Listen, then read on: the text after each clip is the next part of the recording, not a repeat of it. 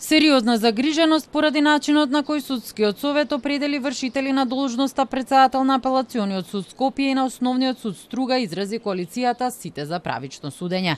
Судскиот совет го избра нивниот поранешен колега Зоран Герасимовски да ја предводи апелација, иако неговиот против кандидат судијата Тања Милева е највисоко бодувана, додека пак прв човек на Струшкиот суд ќе биде Недерим Полиси, кој воопшто не е оценет бидејќи има околу 1 година судиски стаж. Одредбата од законот е прилично јасна и практично упатува на механичка примена, односно секогаш се назначува за ВД председател судијата кој е највисоко рангиран согласно оценувањата.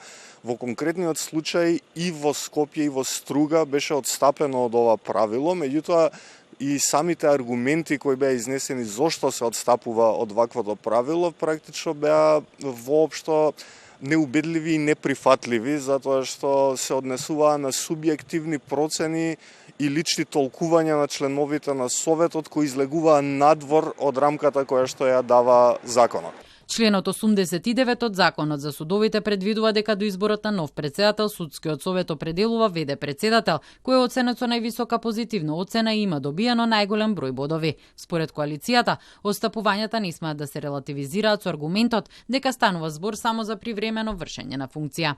Судскиот совет мора да ги објавува ранглистите на кандидатите. Мора да знаеме кои суди како биле оценети, колкав број на бодови тие добиле и врз основа на тоа понатаму тие да ја градат својата пракса и одлучување. Мора да се направи преиспитување на ваквите одлуки, особено заради тоа што мандатот на ВД председателите во пракса се покажува дека може да биде и многу долг. Исто така, неопходно е Судскиот совет да работи на давање на темелни образложенија на своите одлуки, кои што ќе бидат убедувачки и кои што ќе ни покажат нам во јавноста дека навистина се избрани оние кандидати кои што треба да бидат избрани. Против изборот на Герасимовски гласаа само 2 членови на Советот, Сузана Јошевска Анастасовска и Антонета Димовска, додека пак против Полиси гласаа 5 членови, но предлогот помина со 6 гласа за.